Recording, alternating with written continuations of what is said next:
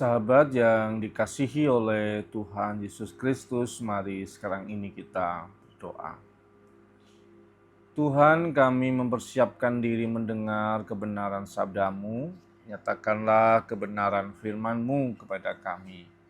Kami mohon dalam nama Bapa, Putra, dan Roh Kudus. Amin. Sabda Tuhan terambil dari Mazmur 89 ayat yang kedua. Kasih setia Tuhan untuk selama-lamanya akan kunyanyikan. Turun-temurun akan kuberitakan kesetiaan-Mu dengan mulutku.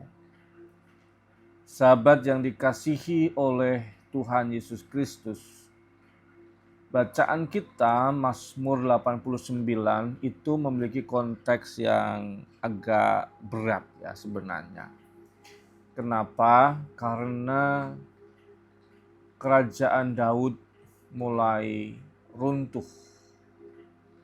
Wibawanya mulai surut. Raja dipermalukan dan bangsa mengalami ancaman dari berbagai pihak.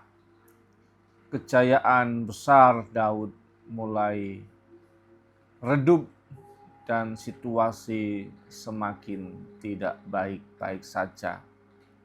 Kejatuhan dinasti Daud dan kehancuran atas harapan secara nasional itu mewarnai konteks dari bacaan kita Mazmur 89 ayat yang kedua ini. Tetapi coba kita perhatikan ungkapan dan isinya, sepertinya kontras sekali dengan fakta yang sedang dialami. Kalimat mazmurnya itu pujian terhadap Tuhan. Kasih setia Tuhan untuk selama-lamanya akan kunyanyikan. Turun-temurun akan kuberitakan kesetiaan-Mu dengan mulutku.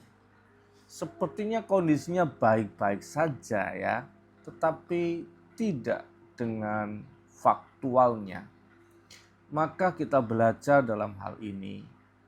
Fakta bisa saja kacau balau, hancur lebur, ambyar ora karu-karuan gitu ya. Tetapi ternyata ungkapan mulut pujian itu tetap melekat. Ini kualitas, ini standar tinggi pemazmur.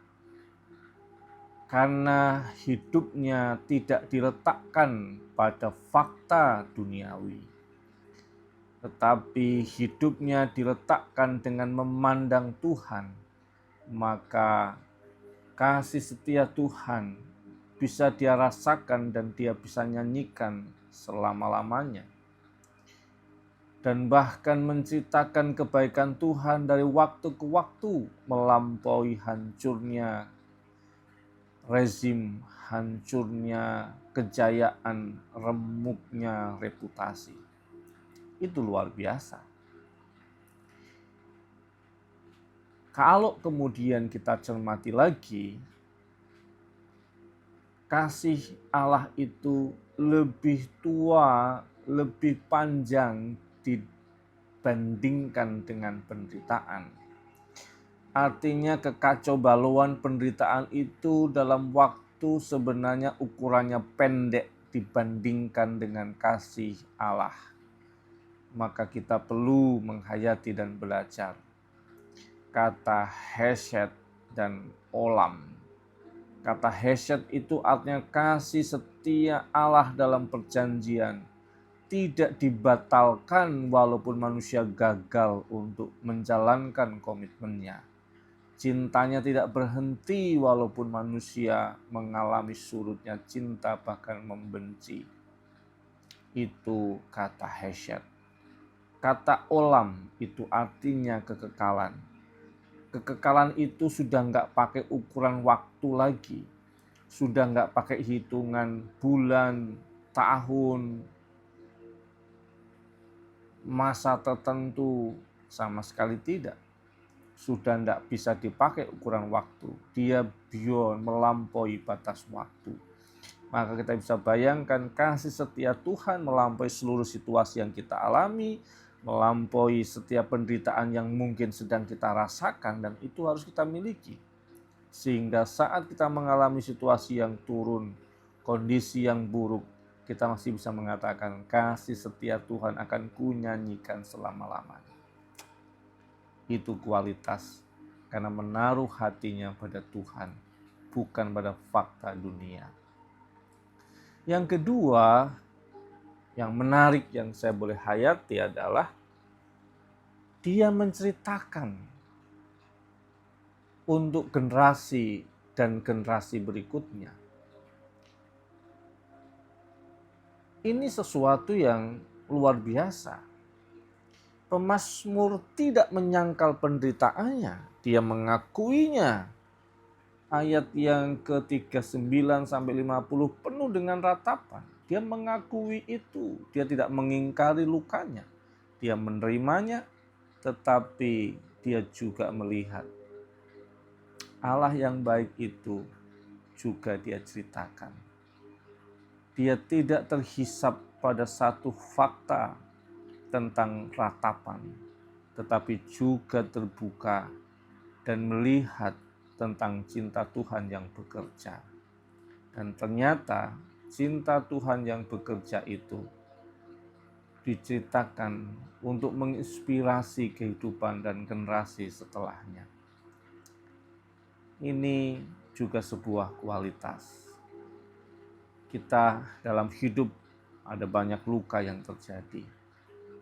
Yang dibutuhkan bukan mengingkarinya, tetapi mengakuinya. Bisa saja menangis, tetapi melihat perkara yang lebih besar dari penderitaan itu, melihat perkara yang lebih besar daripada diri kita sendiri, maka kita akan bisa mengatakan, ya Tuhan, aku tahu Engkau punya kehendak yang baik dalam hidupku, dan aku akan menciptakan kebaikan dari generasi ke generasi. Sebuah perjalanan hidup dan iman yang luar biasa. Semoga kita mampu menjalani itu semua. Tuhan Yesus memberkati. Mari kita berdoa. Bapa kami yang di surga, dikuduskanlah namamu, datanglah kerajaan-Mu, jadilah kehendak-Mu di bumi seperti di surga. Berikanlah kami pada hari ini makanan kami yang secukupnya, dan ampunilah kami akan kesalahan kami, seperti kami juga mengampuni orang yang bersalah kepada kami. Dan janganlah membawa kami dalam cobaan, tapi lepaskanlah kami daripada yang jahat. Karena Engkaulah yang punya kerajaan dan kuasa dan kemuliaan sampai selama-lamanya. Amin. Cinta kasih Tuhan menyertai sahabat semua, melewati setiap keadaan, sehingga kita tahu Tuhan setia dan terus menolong kita. Tuhan Yesus memberkati. Amin.